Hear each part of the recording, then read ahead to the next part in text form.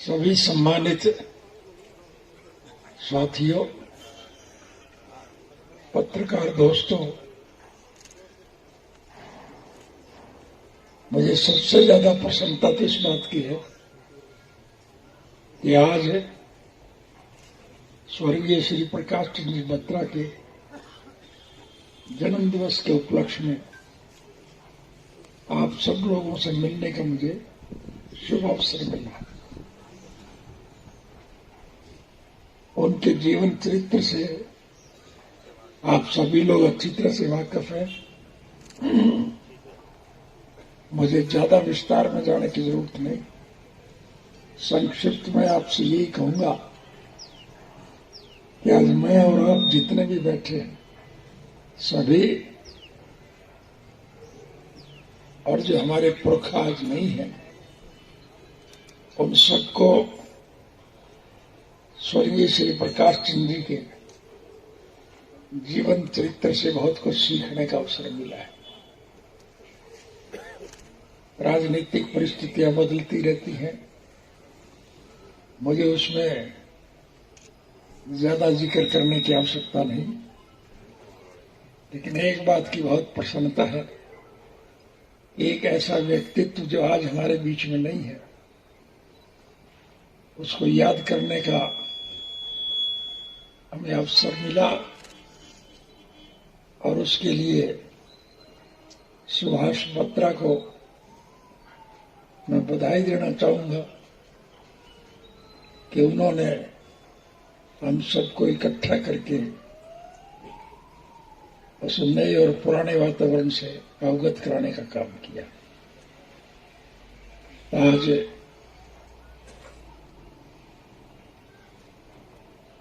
केवल भारतवर्ष के स्तर पर नहीं, अगर मैं ये कहूं तो ज्यादा उपयुक्त होगा कि समूचे विश्व के स्तर पर हरियाणा प्रदेश एक ऐसा प्रदेश है जिसमें सब लोगों को बहुत कुछ सीखने और समझने का अवसर मिला है। मैं अतीत में जाके आपका ज्यादा समय खराब नहीं करना चाहूंगा। मुझे विश्व के 112 मुल्कों में जाने का अवसर मिला। शहर सपाटे नहीं, मैं हर देश के राजनीतिक, आर्थिक और सामाजिक हालात की जानकारी हासिल करने के लिए गया था। विश्व के हर मुल्क में जाकर के मुझे एक बात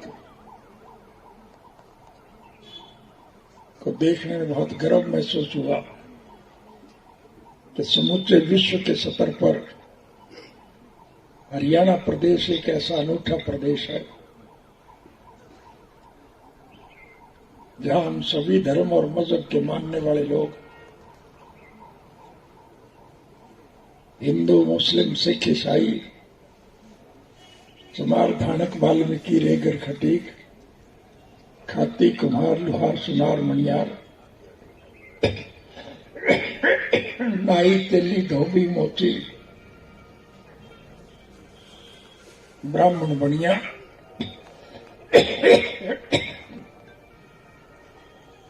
व्यापारी और कर्मचारी, कारखानेदार और मजदूर,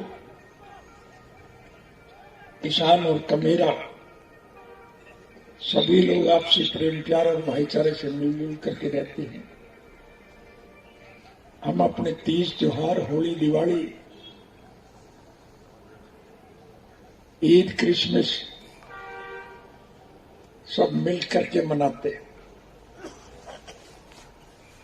हमारा कोई द्वेष नहीं।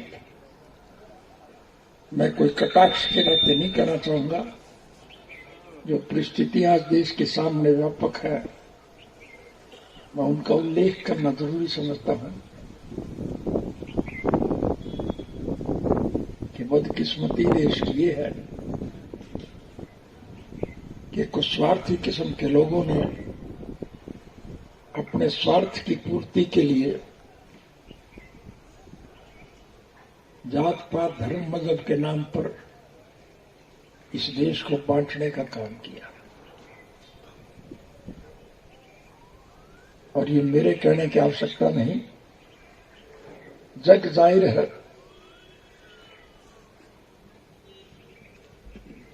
कि जिस मुल्क का इतना सम्मान और गौरव था, आज उस मुल्क को किन हालात से गुजरना पड़ रहा है, ये हम सब के लिए चिंता का विषय है। जेल से रिहा होने के बाद मैं सर्वप्रथम उन महान सेनानियों का आभार व्यक्त करने के लिए गया जो पिछले 1 साल से गर्मी सर्दी बारिश झक्कड़ की परवाह न करते हुए भूखे प्यासे दिल्ली के इस परिस्थितियों को बदलने के लिए इस कृषि प्रधान देश के अंदर जो मेहनत कश का मेरे वर्ग के लोगों के अधिकार छीनने के प्रयास किए जा रहे हैं, उसके लिए त्यागी और तपस्वी बन करके सड़कों पे बैठे। वो काले कानून वापस लिए जाए, इस बात की केंद्र की सरकार से डिमांड करते हैं।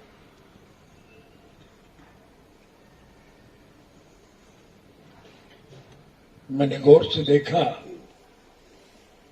कि कहने को तो ये किसान आंदोलन है,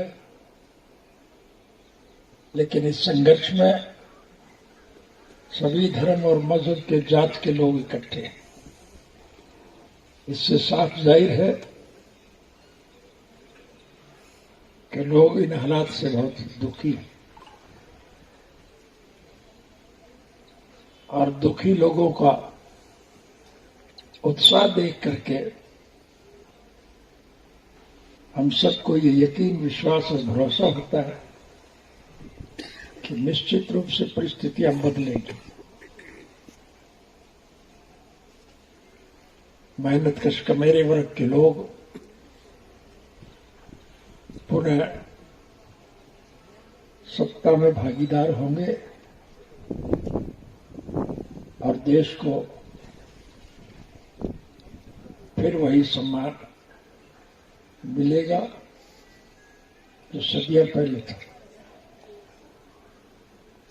और निश्चित रूप से परिवर्तन आएगा और उसी का परिणाम है कि जहां प्रधानमंत्री इस बात पर बजित थे कि कानून जो बने हैं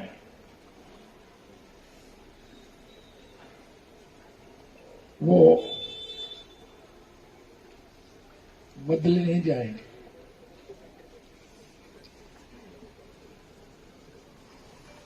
लेकिन वो बधाई के पात्र हैं जो इस आंदोलन में सक्रिय भूमिका निभाने के लिए बैठे।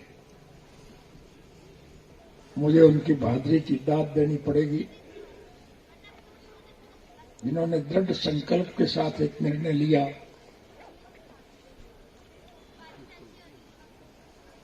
कि हम मर जाएंगे,